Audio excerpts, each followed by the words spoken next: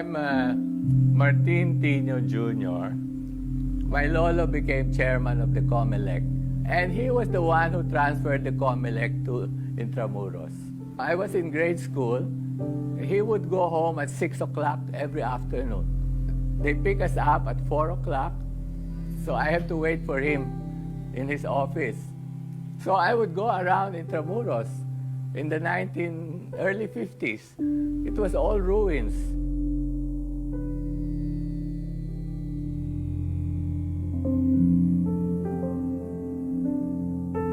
I've always been interested in old houses.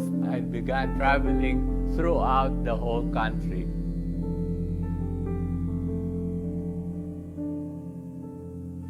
Intramuros was the biggest European city in Asia.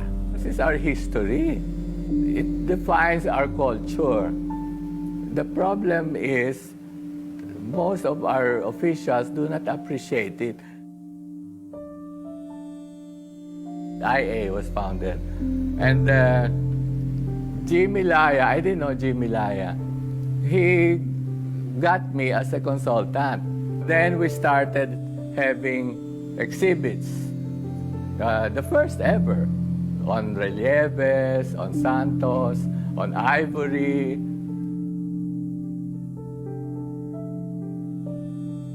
We have all these horrible-looking modern buildings. I wish they could tear it down and rebuild it properly. And in the early days, it was really a dead town. Even when Casa Manila was finished, we would make whatever pakulo just to bring in people.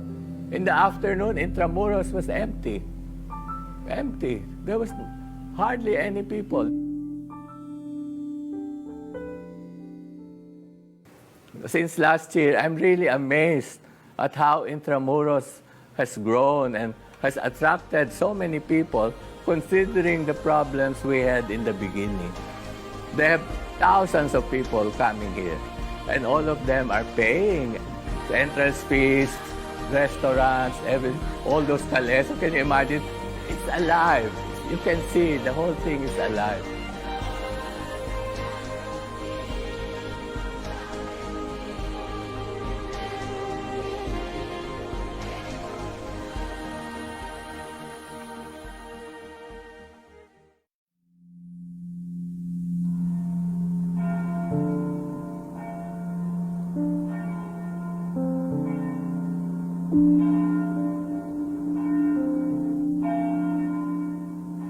Intramuros was the biggest European city in Asia.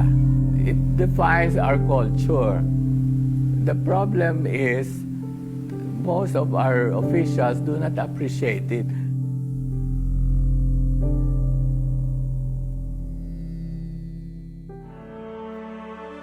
It's important because it's part of our history, part of our heritage, and one of the few physical evidences remaining of the Spanish period of Philippine history. There are many good stories about Filipinos, people who headed the construction of the walls. The carvers were Filipinos also. It was a very exciting time. That's what I remember most, having a restoration force as big as Intramuros was at the time. Well, didn't exist anywhere in the country. When we came into Intramuros to work, what are we restoring? We do not know. How did it look, except for the ruined walls? That's why we have to dig pictures and pictures and pictures just to be able to provide a background. And in the early days, it was really a dead town. Even when Casa Manila was finished, we would make whatever pakulo just to bring in people.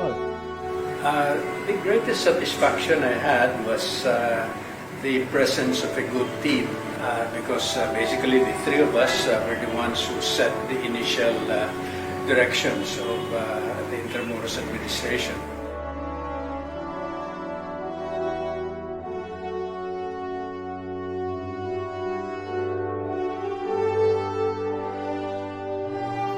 Since last year, I'm really amazed at how Intramuros has grown and has attracted so many people considering the problems we had in the beginning.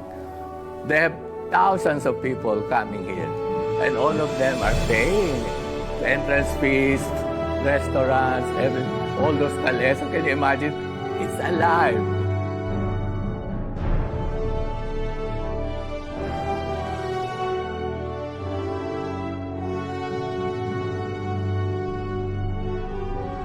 You have many people saying that Intramuros should not be preserved because it is a colonial memory and that should be erased. I don't think so.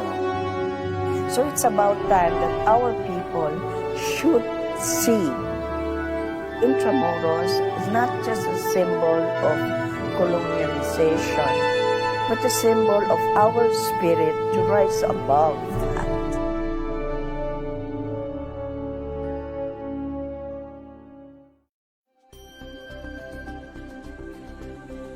When I started out with the Department of Tourism, we wanted the theme, or to be the overarching theme, to be a culture of sustainable tourism.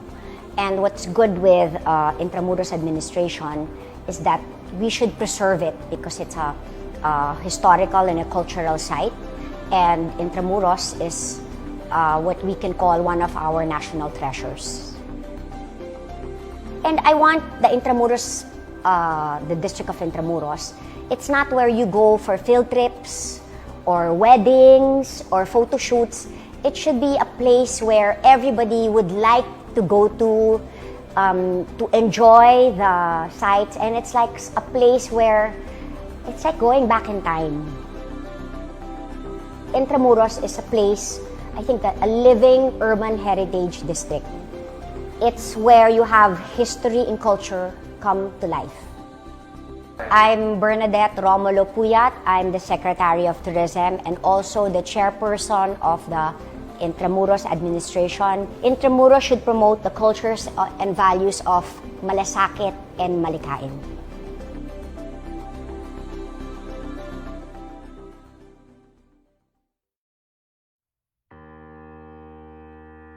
It represents our history. It contains a lot of traditions. It houses culture. It represents how we were or how we started as a nation. For me, it's good place to be in because it represents my identity as a Filipino.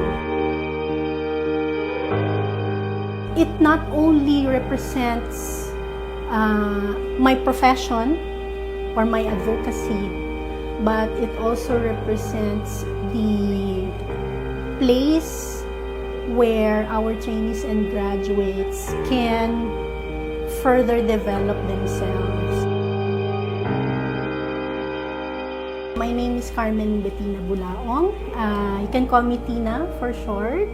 I'm the Executive Director of Escuela Taller de Filipinas Foundation Incorporated, and I'm also a conservation architect. So, Escuela Taller is actually a foundation. It's a private non-profit foundation which runs a technical vocational school or a training center where we build the capacities, especially of the out-of-school youth. Well, it's really a training program that where we train the out-of-school youth in 6 skills. For example, a person can become a craftsman in masonry or carpentry. We also offer courses in painting, plumbing, electrical, and metalworks. I think that the impact that we've had is we've helped already a lot of people to sort of win back their lives, you know, in a way that they're now more economically stable, they're able to support their families, etc. And the good thing is we now have the important participation of the youth in conserving our heritage. What I aspire for Intramuros is that it becomes an example, of how we can properly conserve our heritage.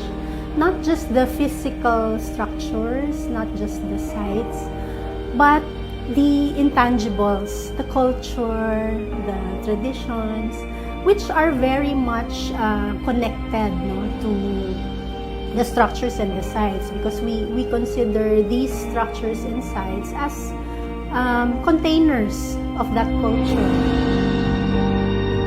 My hopes is that with our continuing partnership with IA, with Intramuros Administration, we will both be able to support each other in achieving that goal.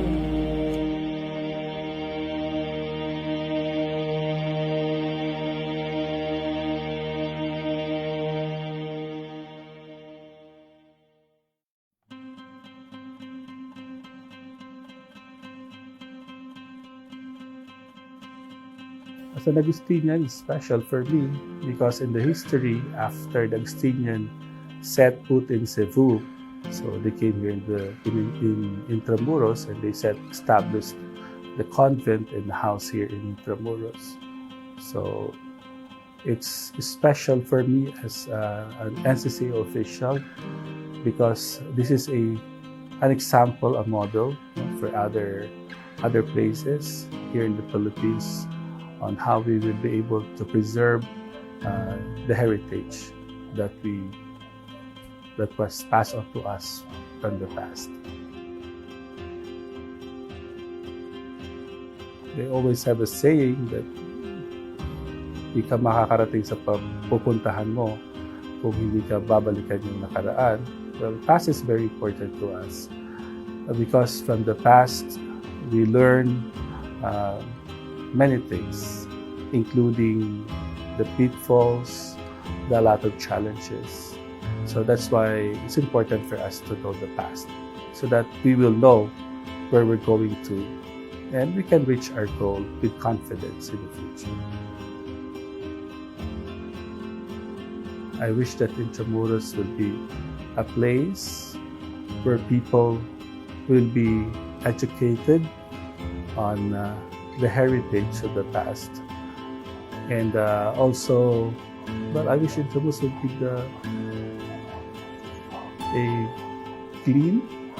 be clean or cleaner,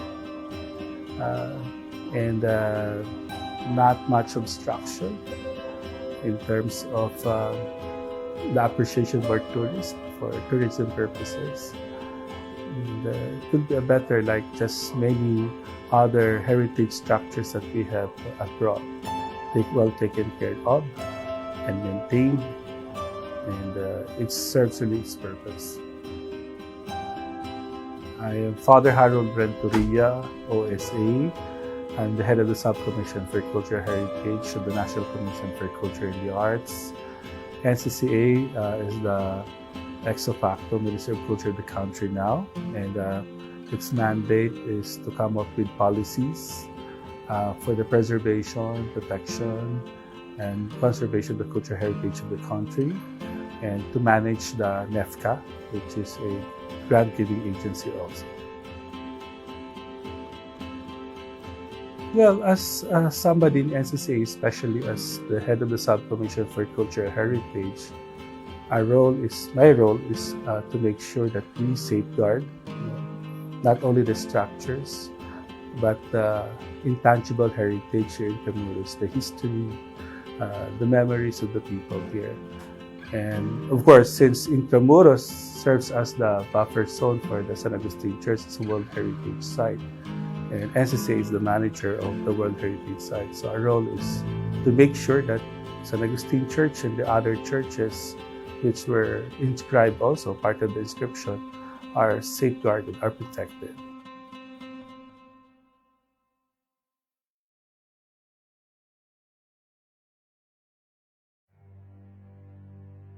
As I always say before, whenever we say Manila, Manila was of course Intramuros, and during the Spanish period, and it was their prime city, and so everything that was about Philippine history and culture during the Spanish and of course the American period began and eventually developed in the walled city.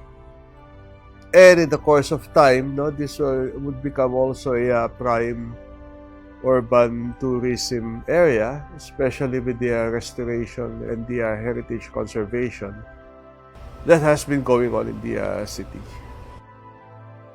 I think the biggest challenge for Intramuros is for it to be incorporated into that modernization without affecting the historical heritage of the walled city. I mean, accommodations can be done for the modernization that is happening. Internet, telephones, modern facilities for tourists, but it doesn't have to come at the sacrifice of what existed there before. I think that's one of the biggest challenge until today, for developing Intramuros. I'm Dr. Jose Victor Torres. I'm a associate professor here at the History Department of the De La Salle University. I teach Rizal and Philippine history here in the History Department. Well, I think it's because it's one of the closest place. If you're a foreign visitor, it's one of the closest place and one of the most visited based on tourism information. It's one of the most visited places in Manila. Because you have to remember, Manila is the capital city. And a capital city has to have its attraction, both old and new. And for so many years, that old attraction, and I don't mean old because it's passé, it's old because it's part of our past. And the realization that there was something that remained behind for the people to know and experience and see with their own eyes is probably something that's an experience, a good experience for visitors, both foreign and local. I'd probably describe Intramuros as rich. It's rich in heritage, it's rich in the Filipino identity, and it's very rich in our history and culture. And I think that would fit the description not only before but today. And as I always said, whenever you walk through the streets of Intramuros, you are walking through Philippine history.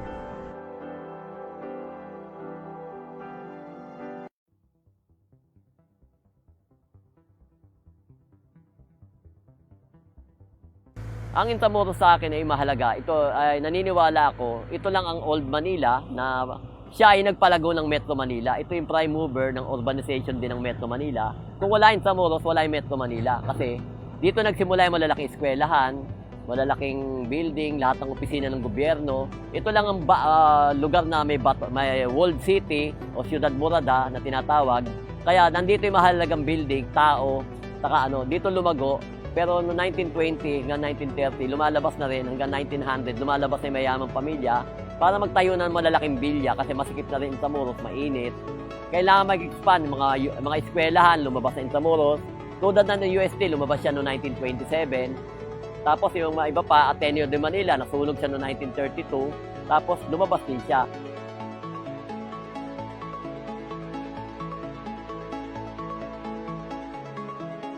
Sana magpatuloy, tuloy-tuloy na maayos sa Intramuros.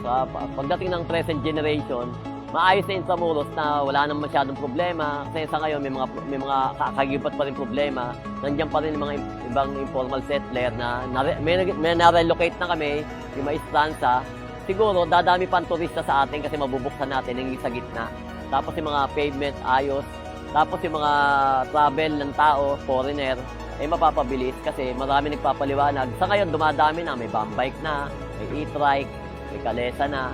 Marami na nag-aano sa Intramuros kasi ngayon, nagiging na to, parang tuwing may Manila tour, laging Intramuros ang priority ng Department of Tourism, Heritage.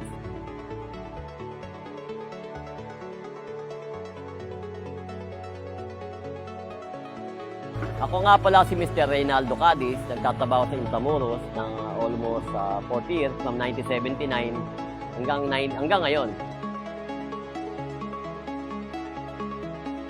Naging restoration inspector din ako sa Intramuros kasi lahat ng mga ginagawang restoration, dinaanan ko from stone cutting, tapos pagbubuhos, proper document. Bago siya gawin, babaklasin muna namin yung mga lumang bato, tapos papalitan namin, mga may crack na, papalitan namin ng bago. Minsan, nung early part ng documentation namin, naglalagay din kami ng mga number sa bato para maibalik namin yung structure sa dating ayos.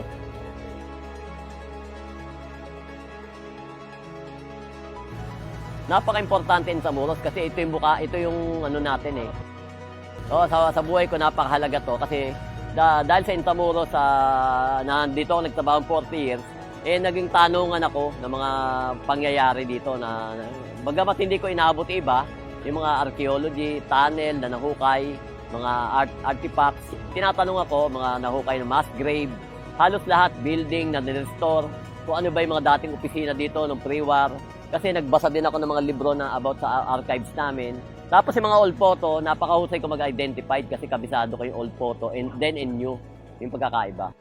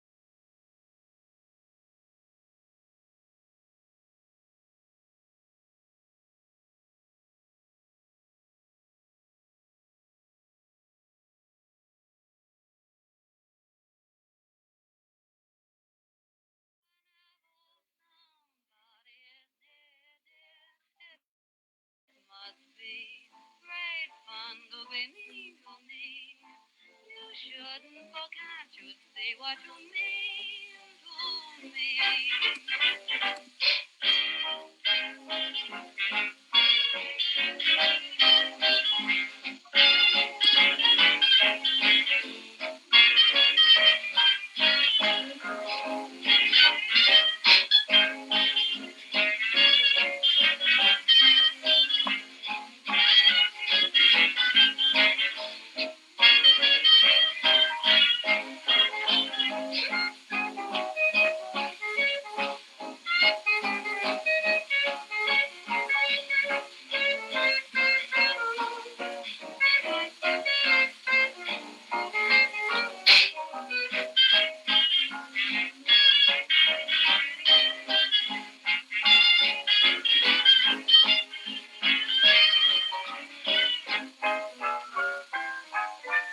Sweetheart, I love you, think the world of you, but I'm afraid you don't care for me. You never show it, don't let me know it. Everyone says I'm a fool to be finding the whole day through. Why do you act like you do? You're mean to me. Why must you be mean to me? Oh, gee, honey, it seems to me you love to see me crying. Please tell me why I stay at home each night when you say you'll phone. You don't, and I'm left alone, just singing the blues and sighing.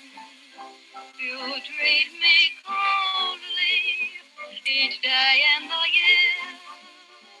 You always scold me whenever somebody is near, dear.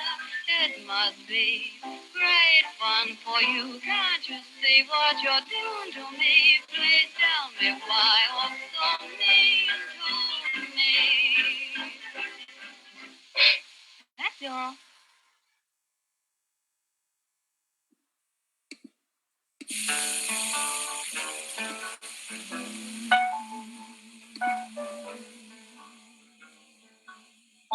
If I didn't care more than words can say,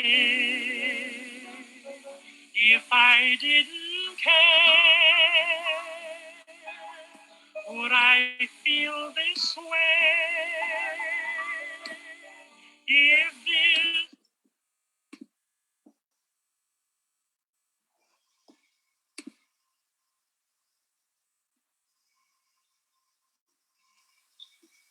Right, so we shall start.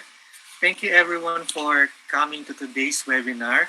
I see that our audience for today is very diverse. So we have a lot of participants, not just from within the Philippines, but all over the world. So we have participants here.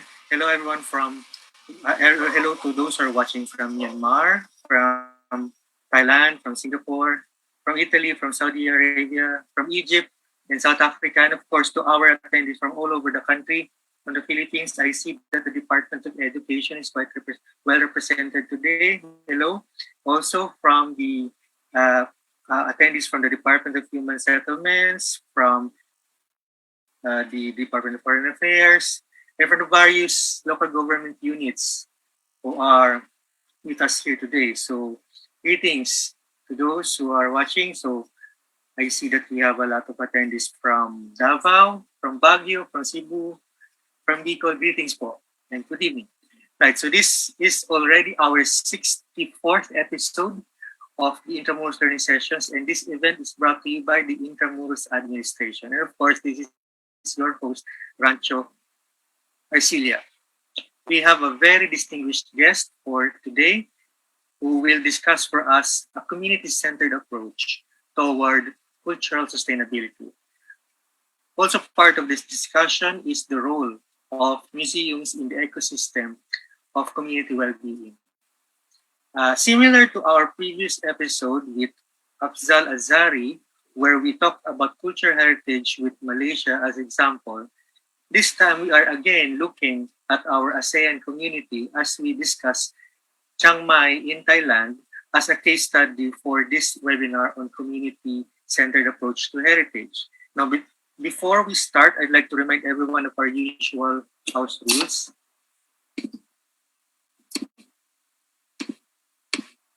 So for those who are viewing via Zoom, you can raise your questions, or if you have any comments, feel free to use the chat button. So there's a Q&A button below the screen. For those who are viewing via Facebook Live, you may raise your questions in the comment section below. Take note that only those who have successfully registered and viewed on Zoom will be eligible to get a certificate. A feedback form will be emailed to you after the session, and the certificate will be sent within a week. Note that this webinar is recorded as well and shall be uploaded in our YouTube channel as well as our website. Now, to introduce our speaker for today, we have Teng Chamchumrus. So Teng is an applied strategist with more than 20 years of experience in the nonprofit and private sectors. He has a BA in economics and an MBA from Harvard University and serves as executive officer at the Smithsonian Institution, where he provides strategic thinking, leadership, and management expertise in planning and implementing education and audience engagement initiatives.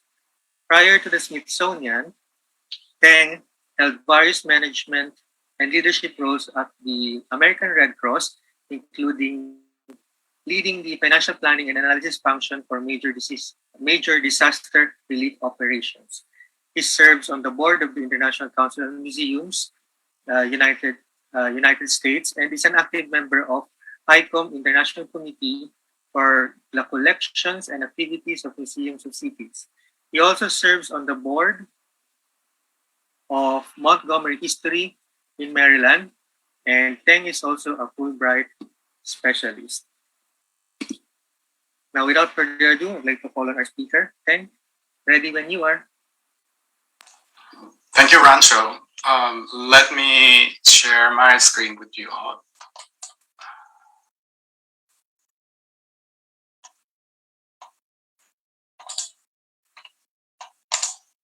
Yep.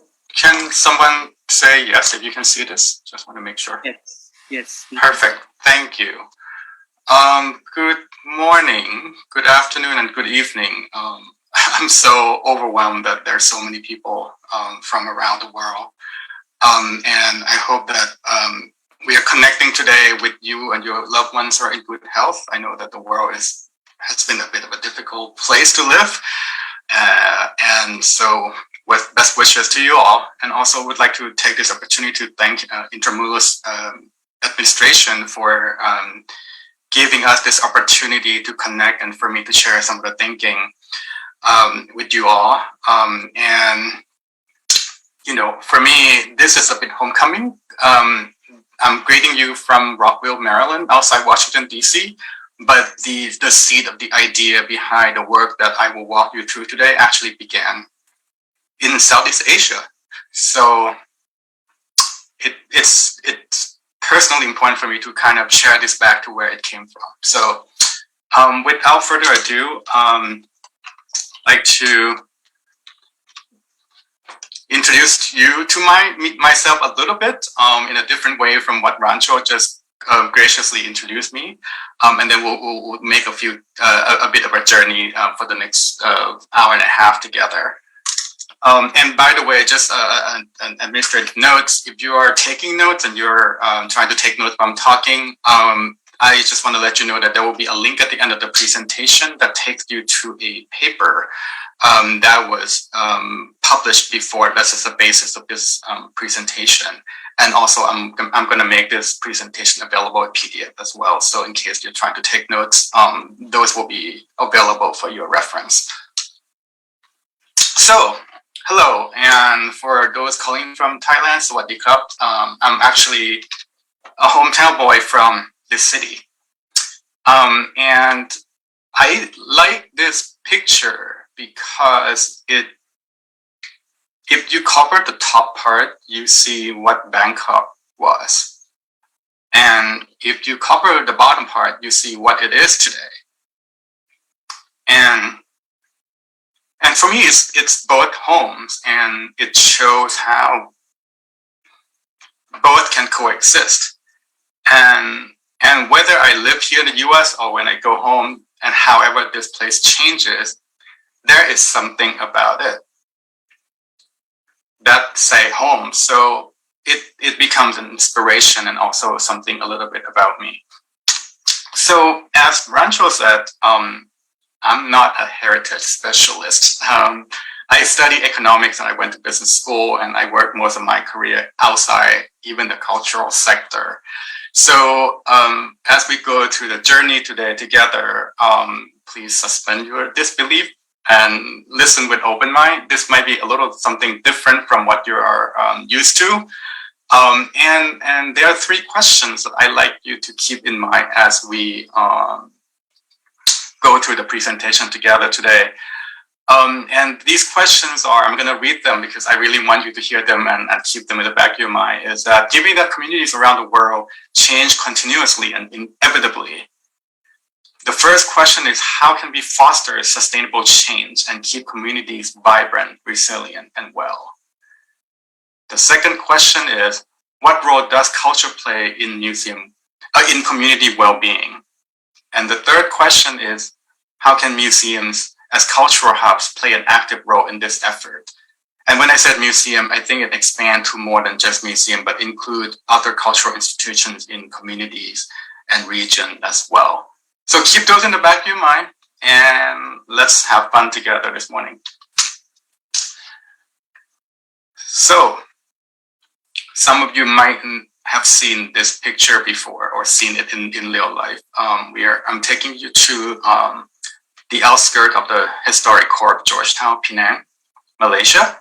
And if you're a foodie, the world famous chendol stand is just basically 2 steps away from this picture. So my question to you today is, if you had $1 million, US dollars, or whatever currency you would like to have, a lot of money, what would you do with this building? Just take a moment. If you have a lot of money, what would you do with this building? If I told you that it is a historically significant, it is in a very historically significant community. This is the buffer zone of the UNESCO World Heritage Site. On one end of it is all the new building. It's under the threat of development. It's not in the core protected zone. It is architecturally one of a kind in that area. It is a colonial bungalow, and you don't see that building a lot in that particular area. And also, this is a site where, as I said, there's a lot of intangible heritage assets there. There's food, there is a site of the Hungry Ghost Festival, and then, it's also under threat of redevelopment. So if you had $1 million, what would you do given those facts? So I'll give you a few more seconds to think about that. Then I'll give you a little bit more information. So the residents in this neighborhood have limited access to capital to actually buy their own home if they wish, or rent. The rent is increasing for both commercial and residential use. The amenities are limited. There has been a decline in economic activities. People start to move to the suburbs. A local school nearby has shut down. And so the list goes on. So now that we have 2 sides of information, what would you do with $1 million? So I can't see your chat, but if you want to put some thoughts in there, go ahead. And we'll come back and think about these together. So as I mentioned, I am not a heritage specialist. So when I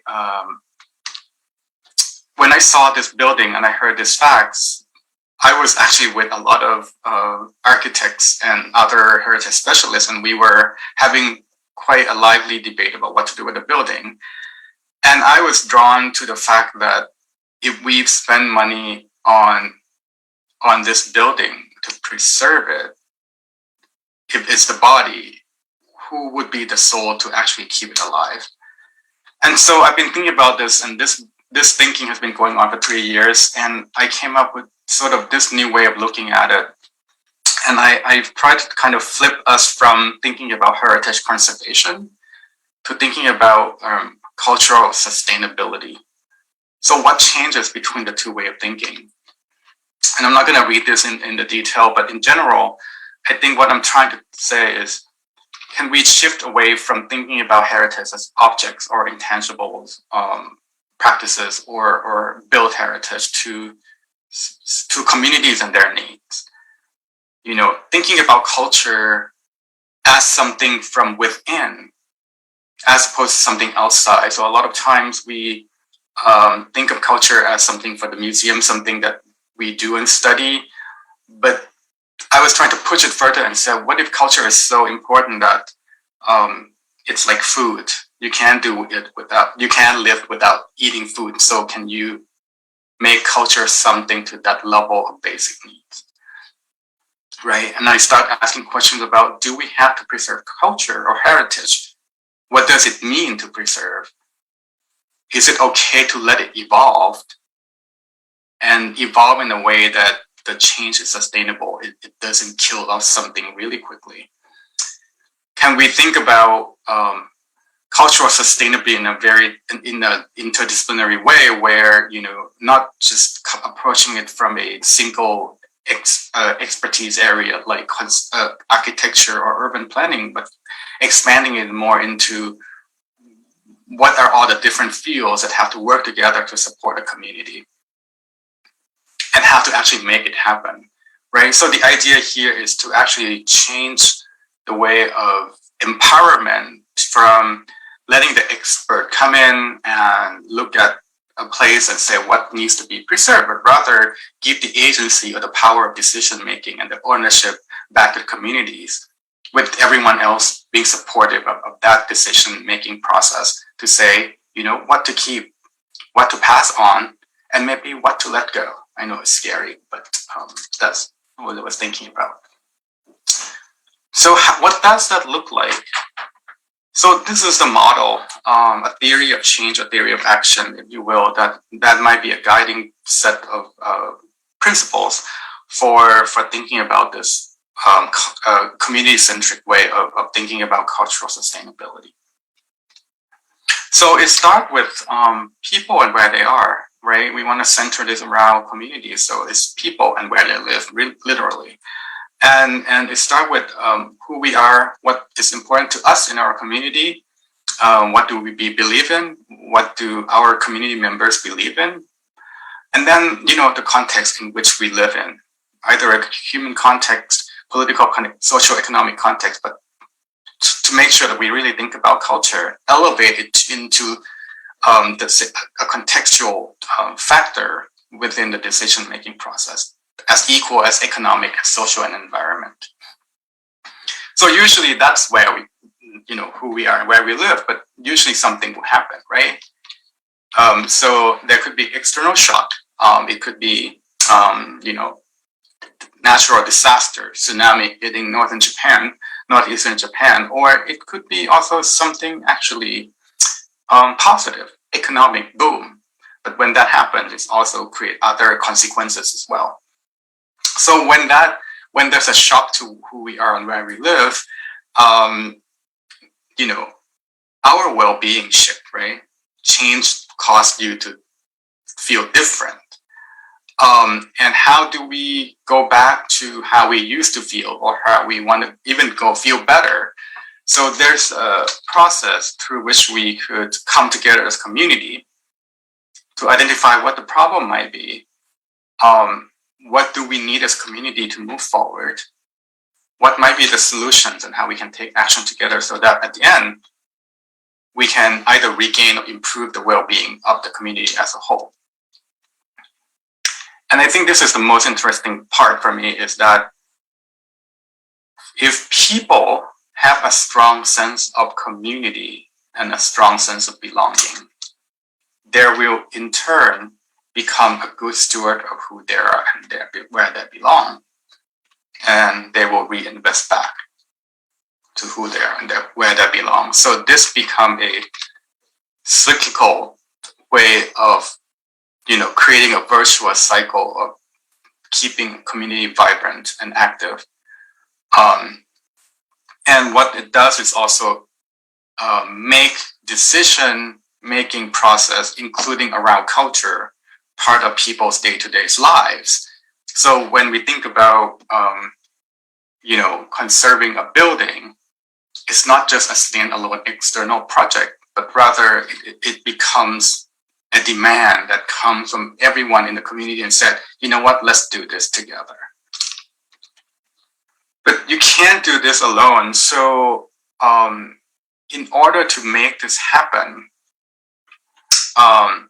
there needs to be a network of partners and supporters and stakeholders in the community that comes together.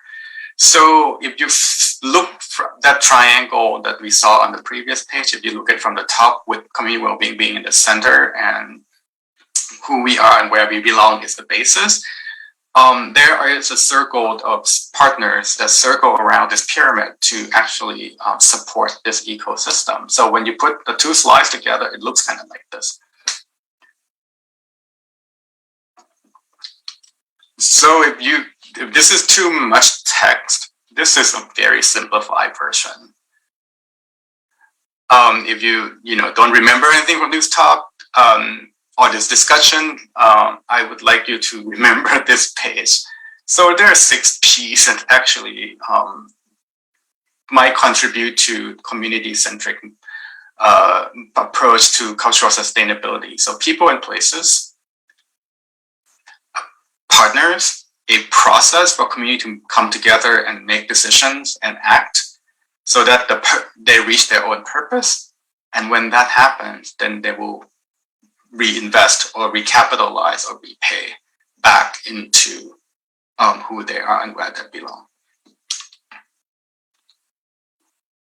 So a lot of us on this call today are from the cultural sector. So, so I'd like to kind of take us a little bit, down into the more detailed level of how do you make this happen with your institution.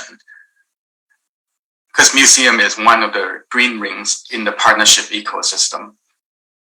Museum and cultural sector, that is. The first question is, is community or service to communities is part of your vision, mission, guiding principle, or mandate of your organization? A lot of time in the cultural sector, sometimes we focus a lot on scholarship, on objects, on built heritage, or on intangible heritage. And I'm not taking any of that away.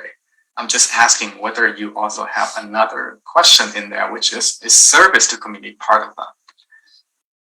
And if it is your leadership, and this is both board and management, emphasize that commitment to invest in communities?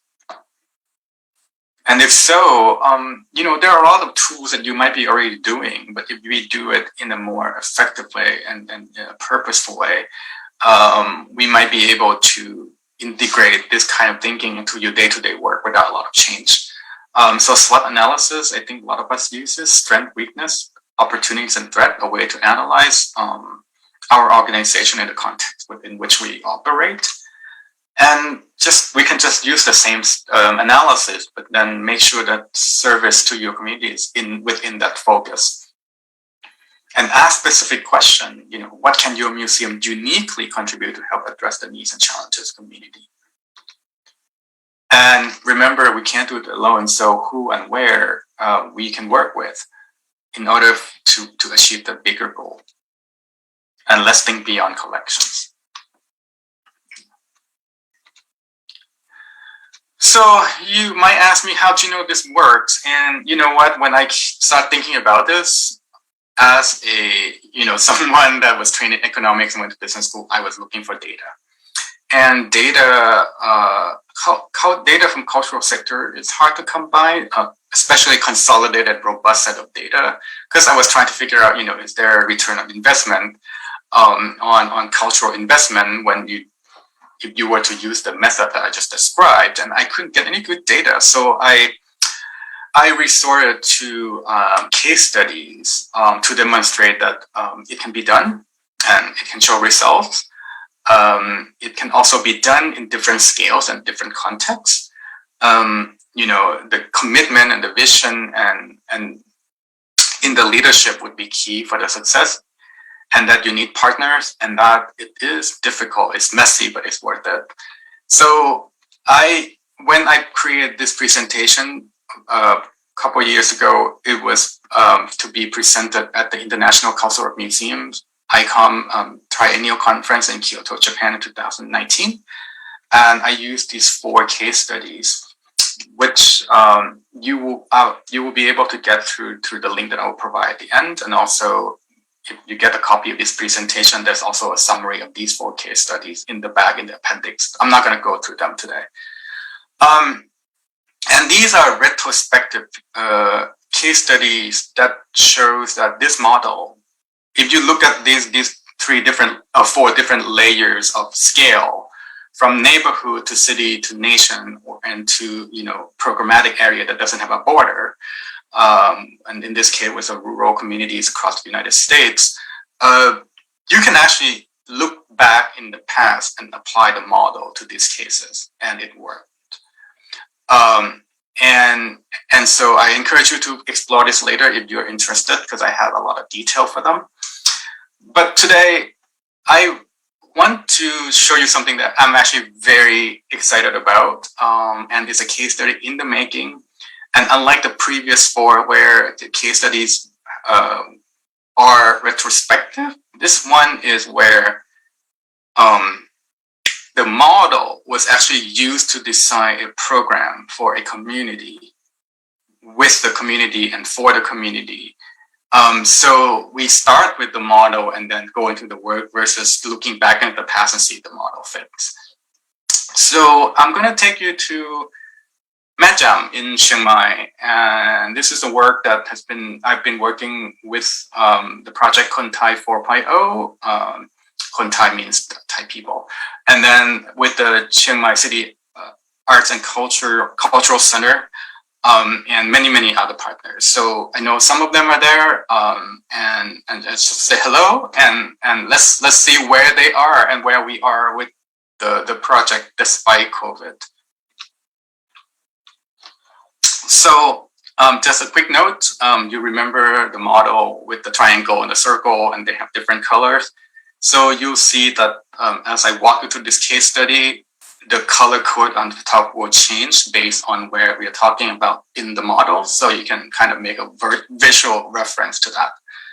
So let's introduce you to Metjam. I know you know where Thailand is, and you probably might have been there. But I don't know how many people have been to Metjam. I have never been. I was supposed to before COVID stopped the trip in 2020. But Metjam is a district within the province of Chiang Mai in the north of Thailand. So that's the highlighted area. It's known for the Sea of Fog. It's beautiful mountain. It's sort of right near where Doi Intanon, the tallest mountain in Thailand, is. And so people come here for hiking, for seeing beautiful mountains, to see fog. And as you can see, it's beautiful.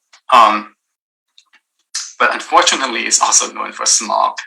That is a well-taken photo. It's blurry, not because of the photographer, but because the smog kind of blocks the mountain there. And the smog is caused by slash and burn agricultural practice. I think in Southeast Asia, we all experience that in some level. And I think it's a common thread across our part of the world where, sometimes some people have to practice that because of a lot of challenges in those communities. And the smog then goes from the mountain and come down to the valley, and that's the city of Chiang Mai getting all fogged up.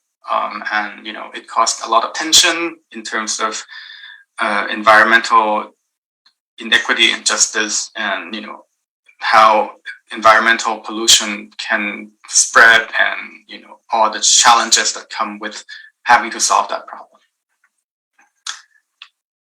So, but for all the challenges that Majam might face in terms of environmental challenges, you know, sorry, before we go there, this is also a picture of a road in Chiang Mai, in Majam. This is how you might have to, you know, travel. You want to get to school, get your food. These are children in the school, and because you see the road and how mountainous this place is, they actually leave home at a young age to go to school, and they stay in boarding school. So they leave their family so that they can get education. So I don't want to make it sound like Majam is a rough place, because it is not that way, right?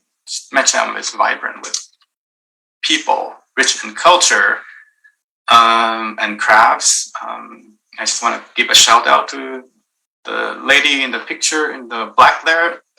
She's my thought partner from day one to make this project happen. When she saw a sketch in my notebook, that was the precursor of this model. And we talk about it from the idea all the way down to the fact that we are doing the project in Majam now.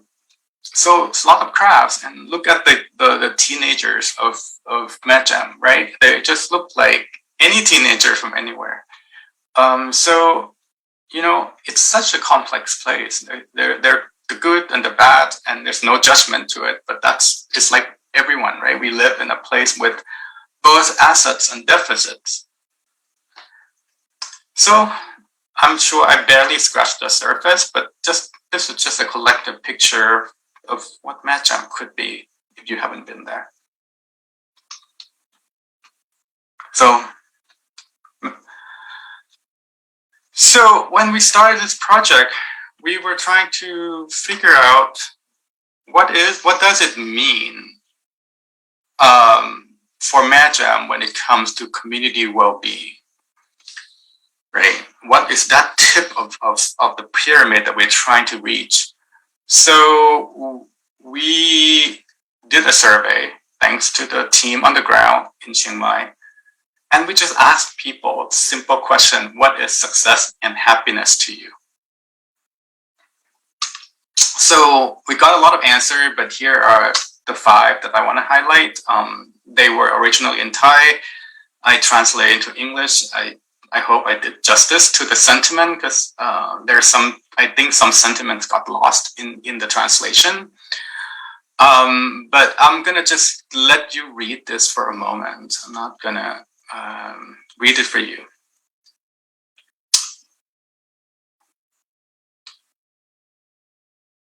But I'm gonna call one out in particular because I think it kind of represents the other one as well, which is the top left. And it says, success is relative. True happiness is to be able to return home to Majam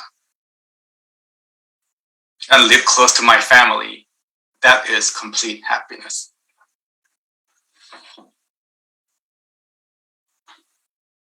What is interesting for me about this chart is that, you know, the question is very simple. What is success and happiness to you? And if you notice, people ignore the word success altogether in their answer, or they just touch on the word success and quickly move into happiness. And I did not cut the text out for you just to show this, but it is really what they practically say. So it's interesting that when you ask people from the communities, what's important to them may or may not be socioeconomic indicators, but rather is something that is deeper and it is harder to measure. So that is at the individual level, right? But Majam is operating in the context of a larger context of Thailand. So here's what's going on in the country at the macro level. So Thailand is moving forward to Thailand 4.0. And if you're not familiar with the history of socioeconomic development in Thailand, they kind of name their phases into numbers. So we used to be Thailand 1.0 when we were more agricultural focused. And as you move through the socio-economic development path, you become 2.0, which is getting more industrial focused. And then you keep moving. And then 4.0 is about smart industry, smart city, and smart people. Right? So this is the future of Thailand. So, how do you put this where, being home and being with my family is important to this? I got to be able to operate in a smart industry, smart city, and smart people environment. How do you have both?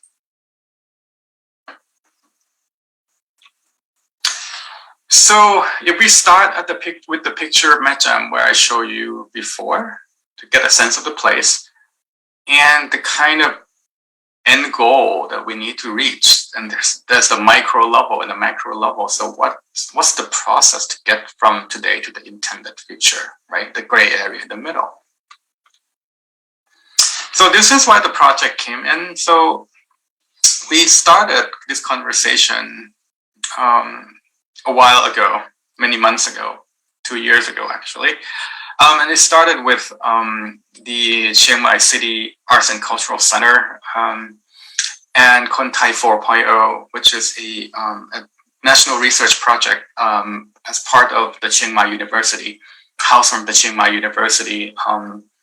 And they focus on human capital development for Thai people. And we came together and we started a conversation about,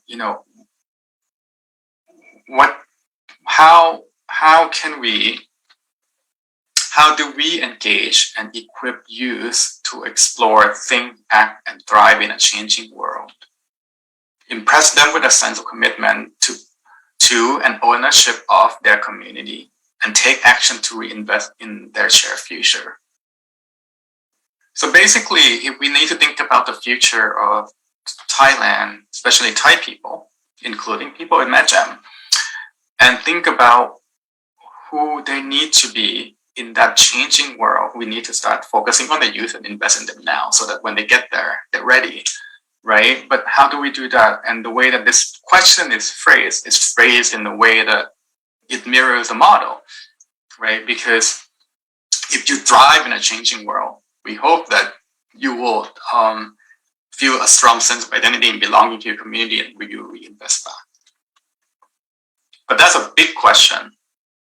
So since one of our local partner is a museum and cultural center, we asked a more specific question that is actually more pertaining to what it can do in its own capacity, which is, what can museum as civic and gathering space and museum education practices and tools help to unlock cultural assets and contribute to the whole child development? If you recall the images from Mecham earlier, for all the deficits we might have seen in the socio-economic and environmental side of things, Mecham is so rich in cultural assets. So why don't we start with what we have? What can we do? How can we take culture beyond tourism, for example, right? So we came up with the project. And while the world stopped us from actually properly start the project, the local team actually came together and start to already work with a local school. So the third logo there in the picture is Srinagar University Demonstration School. Is a lab school within a university that work with the local kids in the mountains. And we were able to get them to help pilot the project with us. And we already taking the kids to the museum and start to kind of expose them to museum resources in a more structured and guided way. So that becomes the tool. And also, these two other pictures were taken earlier this year before they went back home to their villages, so that they have some tools and some homework to do. And it's basically oral history project so that they can start collecting stories back from their village and villages, and also come back and retell the story in their own voice and create an exhibition. I think that's basically what the project is about. But COVID kind of slowed down a lot of things. One thing I'd like to point out also on this slide, and it's a little bit subtle, is the logo of the school. I don't know if you can see it well, but it's that circle next to the leaf, and it has a graph inside the circle.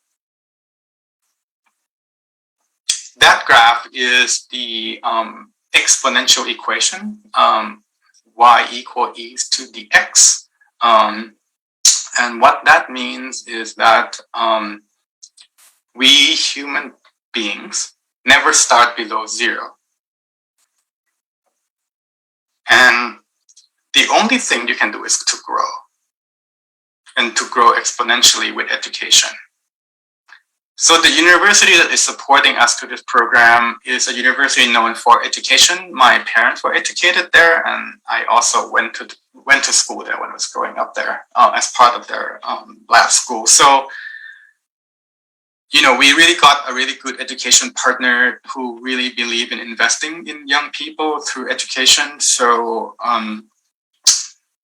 so without them, we would not be able to do this.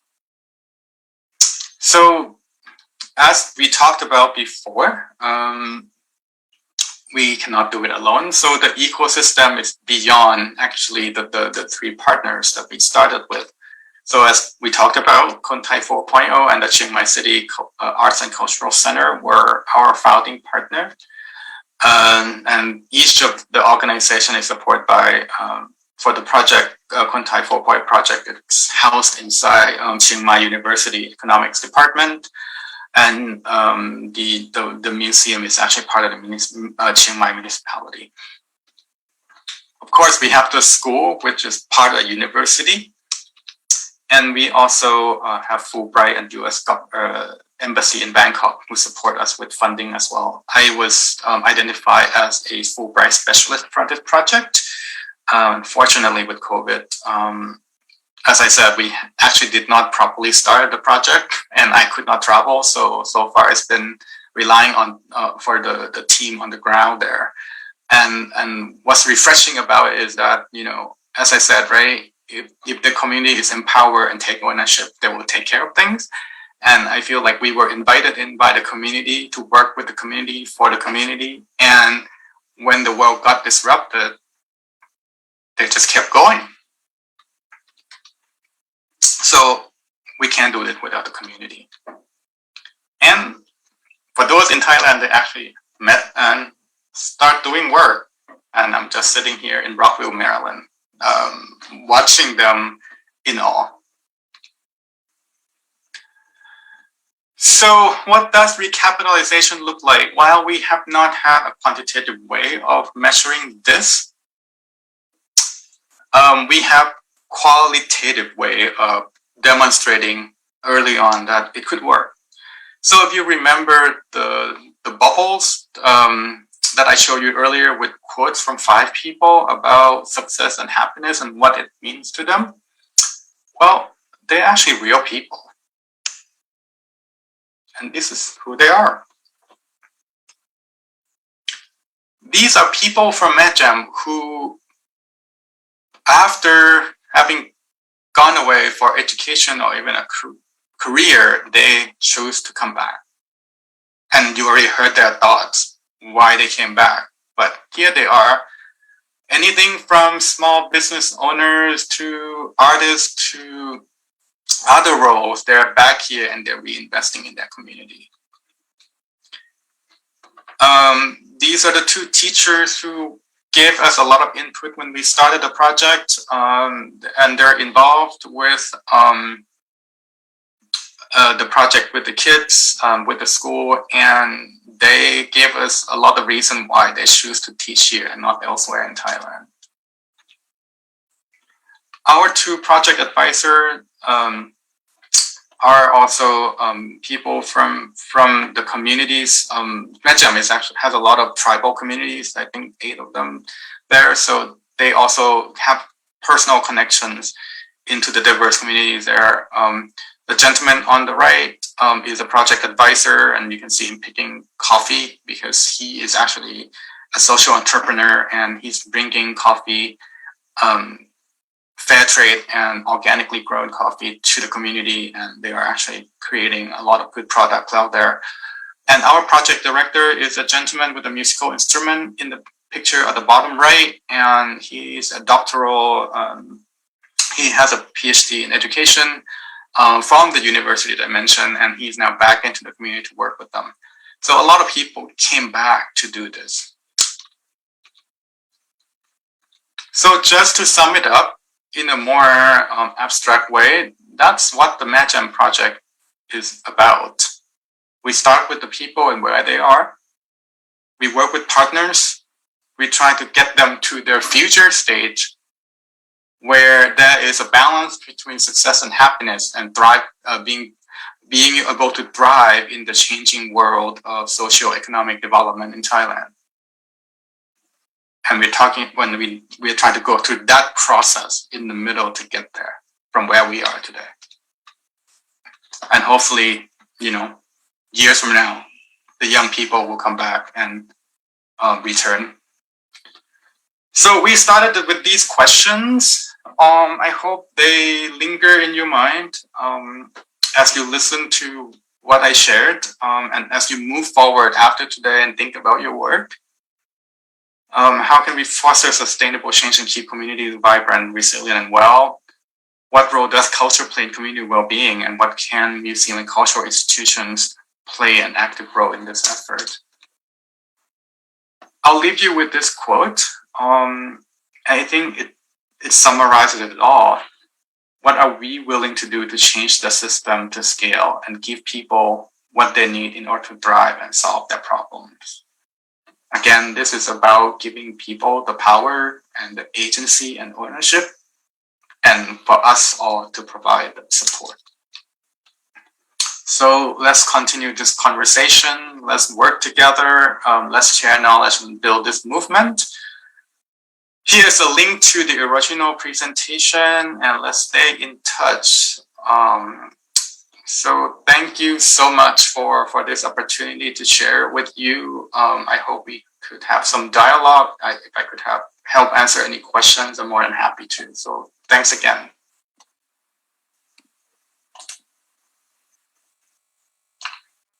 Hello. Hi, thank you so much for the presentation. It was very insightful.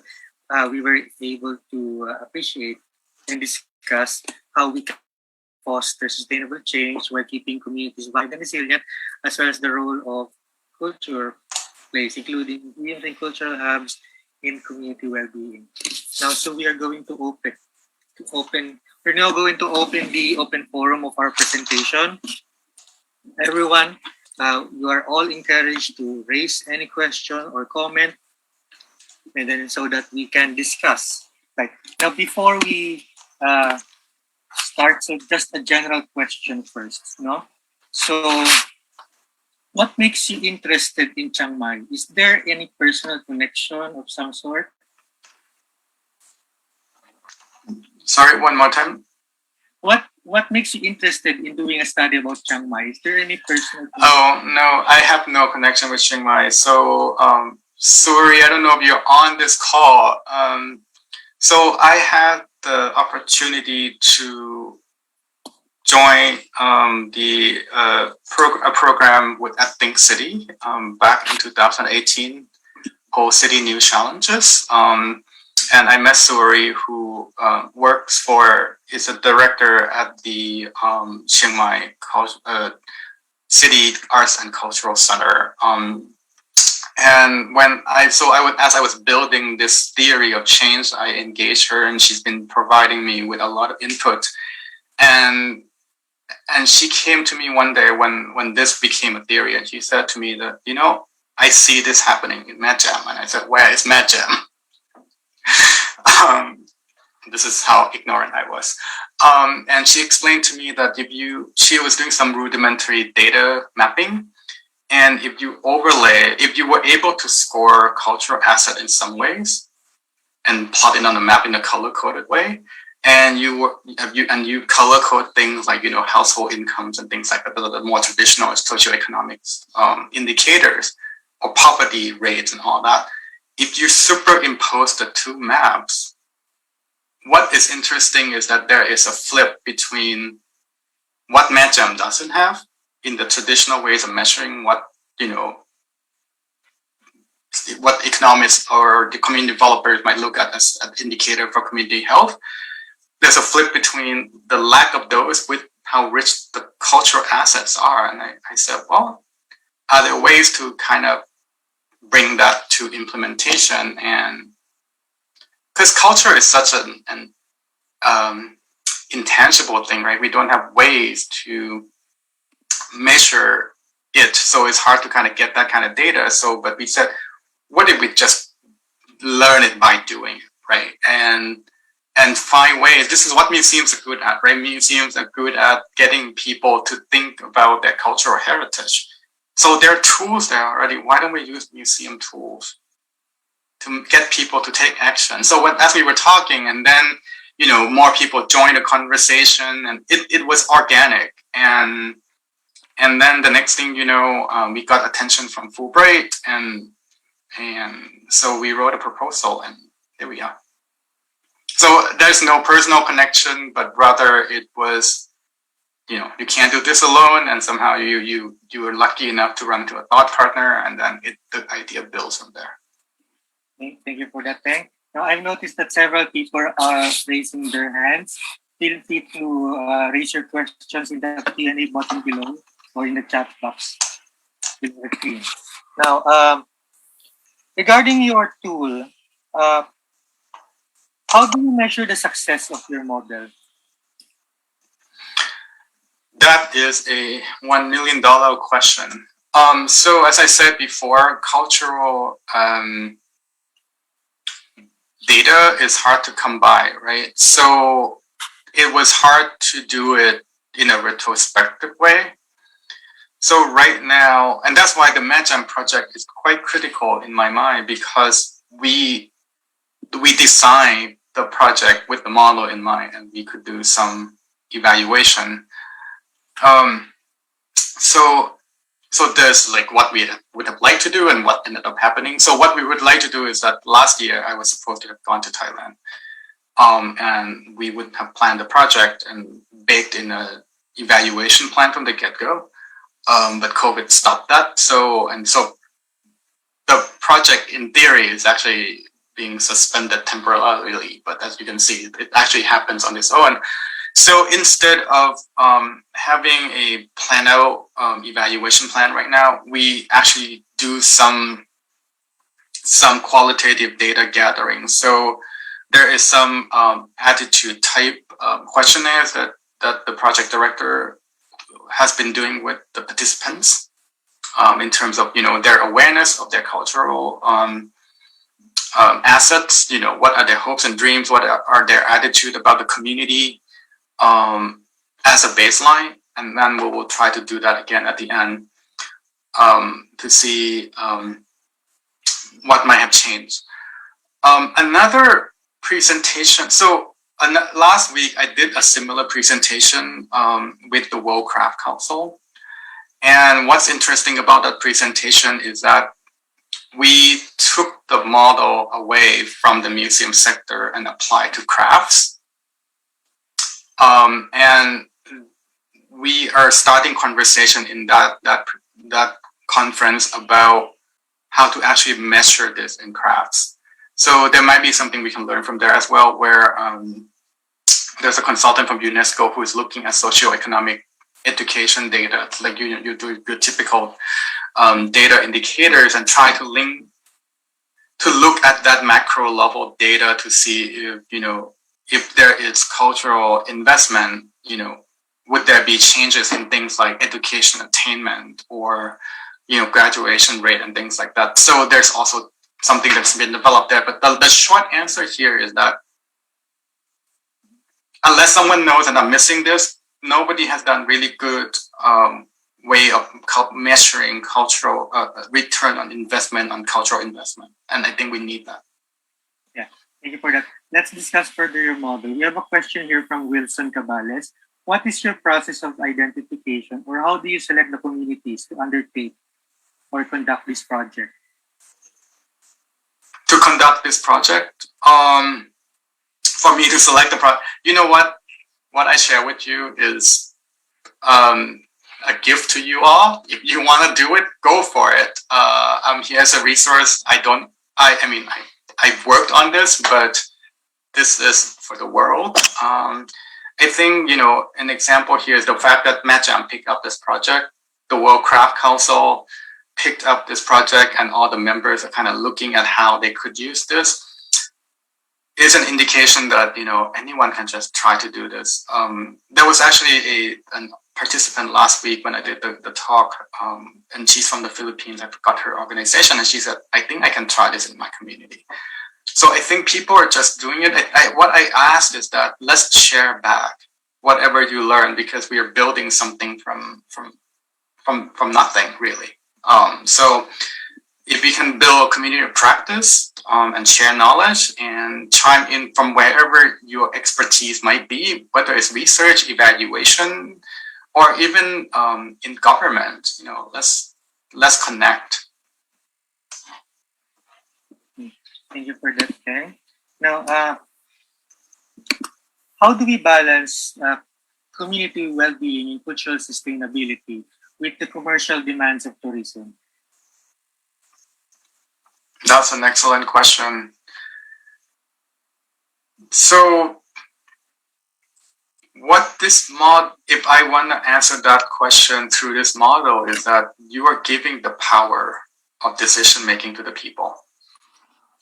And I think how that works will depend on where you are, right? I think in some places, if you have community process and mechanism already to have forum for discussions, for a community to come out and express their interest, that would probably be easier where there's no forum and you need to build some of the infrastructure and the foundational work first. So, it will vary based on location, I think, but I think the key here is how can you actually give the decision-making power to people and give them that forum. I think if you're in the government side of things, what hold this model together well in the example that I've seen is that there is a coordinating force to connect all the green bubbles around this pyramid, right? And I think, so at the talk I did last week, there was another case study that another colleague presented from Farnham, the UK. Jane Friend, my colleague there, presented the work. And she took the model and she looked back in the 15-year development of Farnham as a small town focusing on craft. And she said the model actually can explain what happened in the last 15 years. But she said, I wish we had this model 15 years ago. So it might not have taken 15 years to get where we are today. So I hope that, what we share today is, it provides some framework for thinking and for doing, so that you can save some time. Thank you for that. We have a question from Danny Neil Venudo. Can you recommend strategies to increase community participation, especially in implementing government projects and at the same time promoting their unique culture? So I guess the question is asking potentially from the point of view of the government. Yes. I think, I went to business school, right? So in a way, this is a marketing exercise, right? So does the government, as the guiding principle question earlier was, is service to community part of your vision, mission, guiding principles? And I think I would ask the same question if I was part of a city or town government, right, to implement this instead, are the communities my client, really? And how do I serve them? And I think then connecting, you know, can then cultural things become part of the service portfolio that city provide, right? So you link those things into other services you might have already. So that would be my recommendation. Think of your communities through the lens of customer service. Thank you for that. Speaking of government, we have a question here from Royce Remorta. I am sure that the community of Maycham needed more than community engagement to make it more vibrant and happy. Is the city government providing funding for more tangible resources to be contributed? That I don't know. I don't know how the provincial and district budgetary flow work there.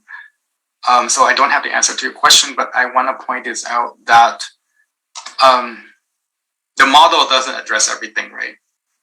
And I think what the project is trying to do is giving everything else that's happening in Maycham, right, including how this town or city government might be providing funding for other things in Maycham.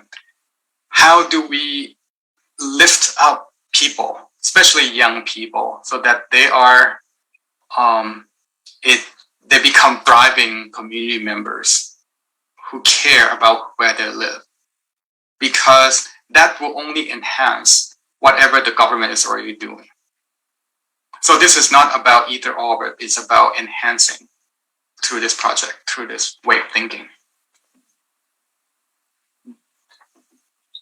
We have a question from Elson Piano Jr. When the community lacks development and opportunities, there are a lot of psychological factors, whether to stay or to leave, or go back or never go back. Now, his question is, what would be the factors to consider for initial assessment on when to proceed to a project like this? So shall we do an asset-based assessment of the place, or we rely on the vision of that local government, or survey first the needs of the community? What do you think? Wow, that is an excellent question. And before I answer the question, I want to say thank you for acknowledging that psychological factor, because a key pillar in this model is the sense of identity and belonging. And there's a whole host of literature in psychology and community resilience around that, right? That's, the whole sense of belonging is what drives this model, where I want to make my home safe and better and happier. And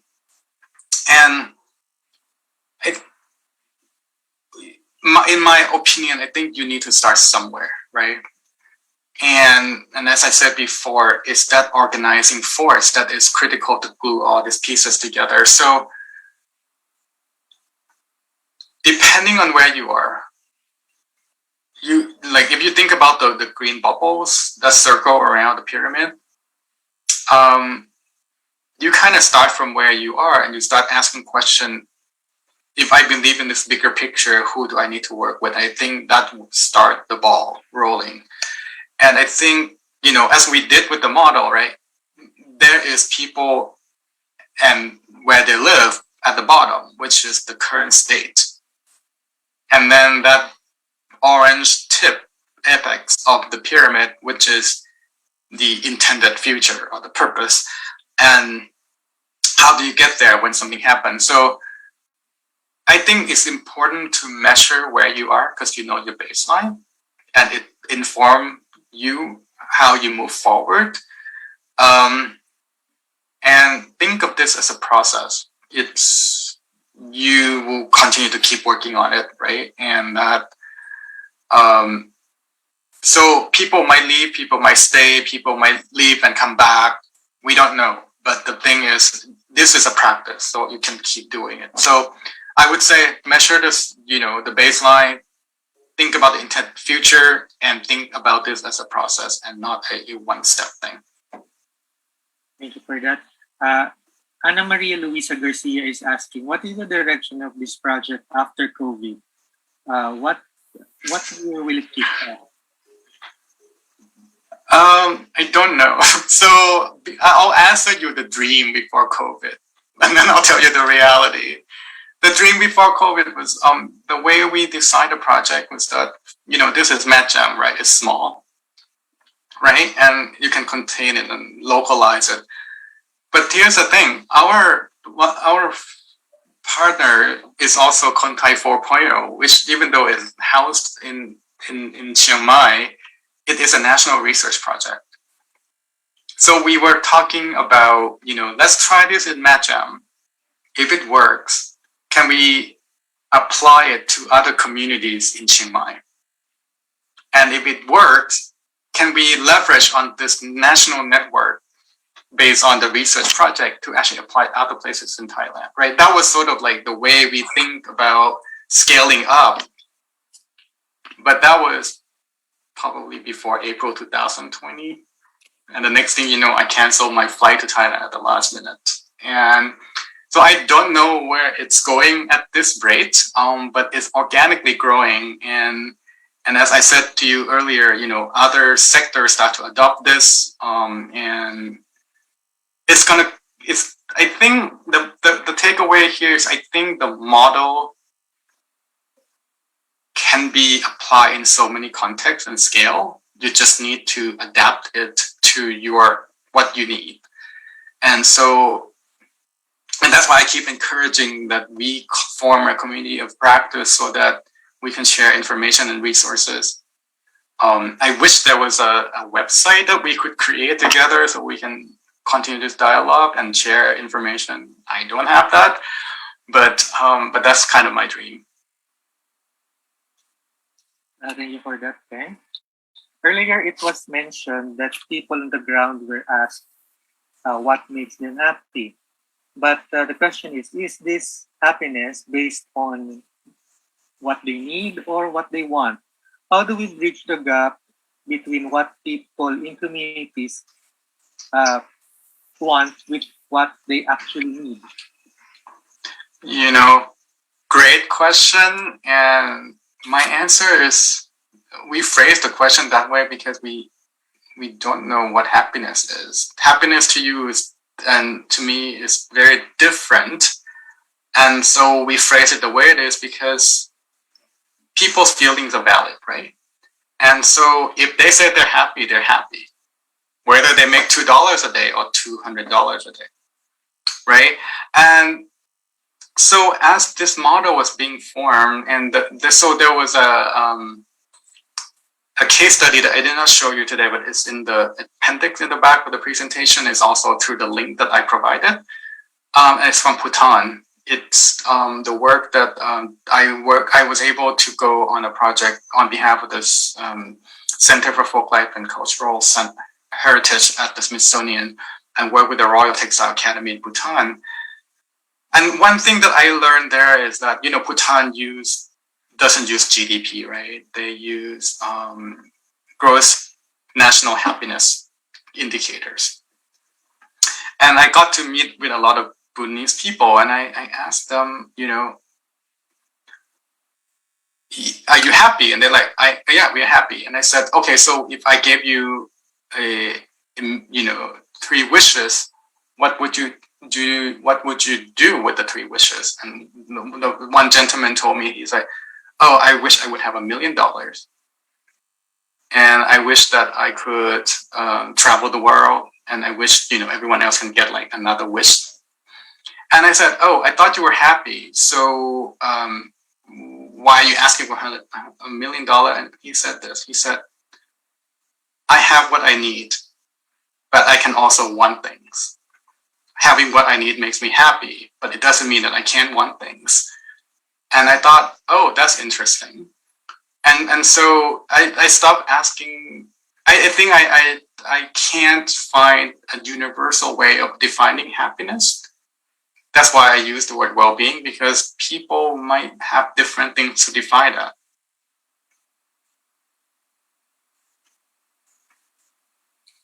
Thank you for that.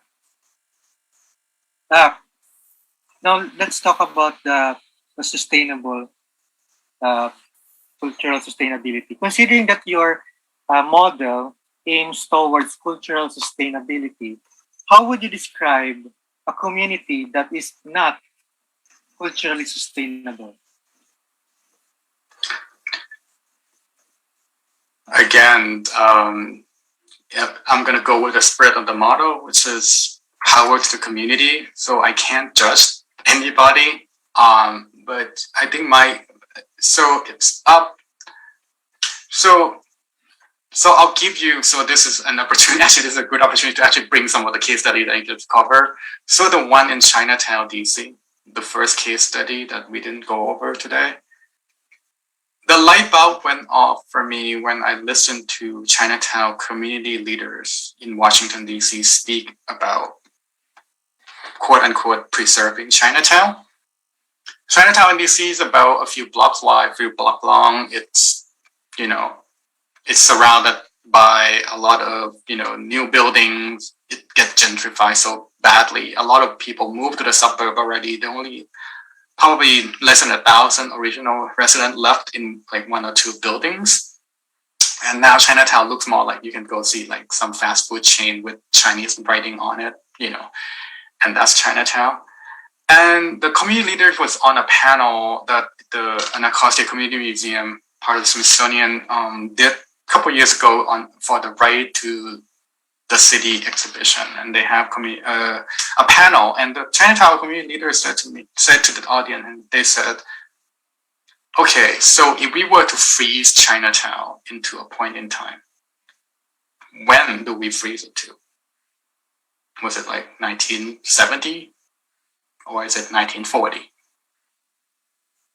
And what about, and then they started asking about who exactly is a member of the Chinatown community. They said a lot of people moved away. It doesn't mean that they lost touch with Chinatown. They're in the suburb. They still come here for main festival. They take their children here and grandchildren here for special meals. How do you contain the community to a physical space? And they start talking about, they said we can't stop the world. We don't have standard of freezing the world either. So what do we do to decide as a community what to keep, what to let go, and what to pass on? Right? And I think that is telling, because we don't know what cultural sustainability is for each community, but they can make that decision. And it is a process that community members are thoughtfully thinking through to make decision deliberately to the best ability they can about what to let go, what to keep, and what to pass on. And I think to answer that question that you posed initially is that I think when the process is not thoughtful or move too fast, that something is irreversibly changed without a chance for something to grow or to slowly change. I think that's when it becomes unsustainable. But what exactly go through that process is not us to judge or to expect. Thank you for that. Now, about the model, is the model limited only to the members of the community who are physically in the community? How about the diaspora? People, members of the community outside the community, but still associated? Yeah. So I think my short answer is not limited to physical members, right? I mean, the physical space, that is. I mean, as I said about Chinatown already, that Chinatown, DC has member coming in from, different suburb. In fact, I actually happen to live in a suburban neighborhood that in the last 10 years, there's a lot of Chinese immigrant moving into the community. So we are actually the second Chinatown almost. But then people still go into Chinatown, DC. So it's interesting how one define community. I think, it depends on who you are. I think this model is based on action. If you're engaged, you're part of the community, right? If you engage with it, you are part of it. And one of the case studies that we didn't talk about today is the New Zealand Main Street program at the Smithsonian. And this one has been around for 25 years. So for all the 4 previous case studies, the one that actually has most data to back it up of the effectiveness. And it is a program where the Smithsonian works with state humanity councils across the U.S. to create exhibitions that have topics that are relevant to small communities, but also tied to the larger national topics. And it's also exhibition that is small enough to go into even like a corner of your city hall or a basement. And it also comes with programming that can help activate the exhibition and bring in local content and local participation. And that one is interesting because I'll give you one example. There's a exhibition called Waterway. It was about water conservation and importance of water for communities, right? So we all live in places with water. But what's interesting about that exhibition is that because it allows local participation in localizing the content. When it goes to, let's say, Florida, it was becoming more about water ecosystem conservation. When it went to Arizona, it became more about water conservation, period, right? Because of the desert there. And then when it went to Guam, which is a US territory, it became a cultural exhibition around community on water. And so through that lens, it's like when you really think about what you can provide as a cultural institution, as a seat, and let the community be part of it, there's potential there for it to get localized and community to define things differently and who participate and all of that. So based on that answer, are you defining a community based on engagement? Good question. I would, but that's me talking. Yeah. Because I could be, in Manila right now and know nobody, and I just sit there. So I don't think I would be part of community. But if I'm there and I'm trying to get to know you, I would imagine that you would consider me to be a temporary member of your community for at least however long I stay. I feel like I'm part of this community today just because I'm talking to you and engaging with you. Yeah. And interesting, because are you saying that the community in your definition also covers online communities? Yeah, I think so. What brings you together to take care of yourself and each other? I think I would define it that way. That's the motto. Thank you for that. Now, what is the best approach if a community, like a physical community, is multicultural, multi-ethnic, such as in the case of cities? The best approach to apply this model, or to are you going to apply the model as it is, or what? I would, the model is just a structured way of thinking, right? So how you adapt it would be based on your context. So I would say, if you're interested in the model, figure out where you stand in the green bubble, right? And then figure out what you can do from that bubble based on your role. And then figure out who you can work with and look for that glue, that organizing force to help build that momentum. And remember, we play multiple roles in our communities, right? So if you have your work hat on and you work for a museum, you can think through it from that lens. But outside of work, if you are a leader or a member in other parts of the community, you can actually work through it from that lens too. Thank you for that. We have a question from Charlie Bello. Hi, Charlie. That was a very good presentation of the two prevailing models, though the one on the right is a really new one. What if the museum component is taken out of the model? What do you think? So I think we talk about museum today because I think a lot of us work in museum and cultural institutions. It can be anything, and as mentioned last week when I did a similar talk, it was actually, there was no museum involved. It was our artisans and people who work with crafts. So we were looking at through the lens of, what can craft do to help with community resilience, right? And we asked those questions. So slightly different version. And, how can we take craft beyond making, souvenir from tourists, right? Because usually when you put craft into a context of economic development, it becomes about tourism really quickly. And we want to break that mold. And so one thing we did was we said,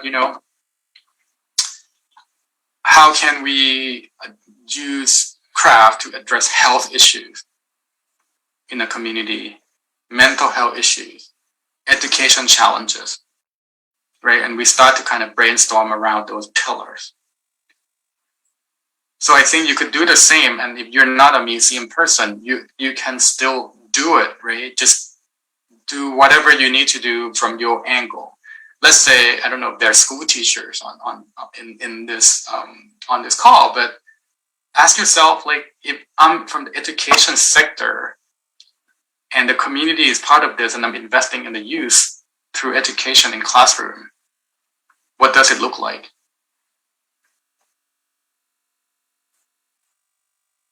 Royce Ricomora is asking, I know the project is linked to the role of museums, but have you considered other cultural institutions to be used as a means to engage the youth of the locality being studied? I guess not in this context, but I mean in my day job at work, we do a lot of partnership with youth development organizations in the United States. That's Boys and Girls Clubs, for example, or for 4-H, which is an organization that work a lot with youth in agricultural communities. I think in your context, I think you all have this in your country, like YMCA, for example. Those. So if you want to look at through the lens of youth, right? Think about 24 hours of the day, right? Kids go to school from 9 to 5, 8 to 4 in Thailand, right? That's the formal learning hours. But what happened after that, right? And there's a whole writing from the World Bank around learning loss when you forget that people learn not only from 9 to 5, but from 5 to 9, 5 p.m. to the 9 a.m. next morning. And so if you think about that, then the question is, how do you continue the youth development process beyond classroom into after school and at home? And then think about who might be already operating in that space and how can you work with them in your countries. Thank you for that. Now, unfortunately, we are running out of time. Thank you, everyone, for those who have asked questions or great comments. Now, before we end this webinar, maybe one question, last question. Now, for those who are interested in studying this further, what literature can you recommend? I mean, aside from what you have presented here. Interested in what? I'm sorry, I just lost audio for a second. Sorry. For those who are interested in studying this further, what other literature can you recommend? So this is what I'm gonna do. Do you have access to email of the participants today? Yes, we have. Okay, so the link that I gave you guys for the published paper is only a short version, I think. There's a fuller set of PowerPoint, it's like 100 pages. And it has all of the reference that I used to create this model. So I would share that if that is helpful. I can send a PDF version to Rancho after this. I think thematically, this work is about intersecting the cultural sector with international and community development sector. So there's a lot of thinking behind this model that was built on community resilience frameworks. A lot of it come from actually my experience in working in disaster relief for many years at the Red Cross.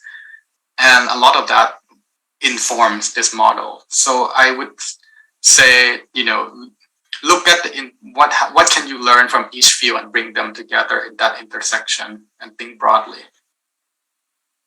Thank you for that. Now, so everyone, we're going to send to you materials from our guest speaker. And of course, we're also going to upload this episode, a recording of this episode, including the PDF files in our website at the Intramuros Administration. Now, I'd like to promote our social media channels. See, the Intramuros Administration is available in Facebook, Twitter, Instagram, and YouTube. So you can access our social media channels in order for you to get updates on succeeding webinars. And if you missed this episode or if you came in late, do not worry, because this episode is recorded. We're going to upload this episode in our YouTube channel. Just key in Intramuros Administration and don't forget to hit the subscribe button. And also, we're going to, as I've said, we're going to upload this episode in our website. So inclusive of the materials that our guest speaker has so generously given us. And also, I'd like to promote the Google Arts and Culture page of the Intramuros Administration. Just key in Intramuros Administration. Here you can find our digitized museum collection. So if you missed going to our museums, just go to our page at Google Arts and Culture. And then, of course, I'd also like to announce that Intramuros is once again nominated as Asia's leading tourist attraction for this year, 2021. We won this award last year and we're hoping to win again this year, 2021. So please help us by voting. Go to worldtravelawards.com, create an account, and then register. Deadline of voting is until August 16. So, Harry, and then I'd also like to promote our next Intramuros Learning Sessions episode. So this is for August 27. So we're going to go to Baguio this time. We're going to talk about the impacts of the designation of Baguio as a UNESCO Creative City with Aloysius Mapalo of the City Tourism Office, with panel discussants, Representative Christopher de Venecia and Miss Sheena Botier. And then, of course, next month, September 3, we're going to have a talk on the literary landscape of Intramuros. Mi Amada, Ciudad Morada, with Jeffrey Yap. Right. So before we close this webinar, Teng, would you like to say any final words you wish to impart to our audience? Well, thank you, first of all, for your kindness and for listening through this different way of thinking. I know it's a lot. I hope that some of you will continue to think about it, some of you will talk about it, and some of you will do something about it. And I'm here as your resource. I dropped my email in the chat a couple of times. That's my personal email. And please keep in touch. Again, this is a movement. The model is just a tool. How you use it is yours, and it's a gift to you. Actually, a lot of people are asking about a certificate. Yes, we're going to issue a certificate and a feedback form. So we're going to send them to you in an email after this presentation. Do not worry. Those are coming. Right. Thank you, Teng. And thank you, everyone, for this episode, for this very memorable episode. And see you next time in our next episodes of the Intramuros Learning Sessions. Thank you so much. Thank you. Take care. Take care. Isn't love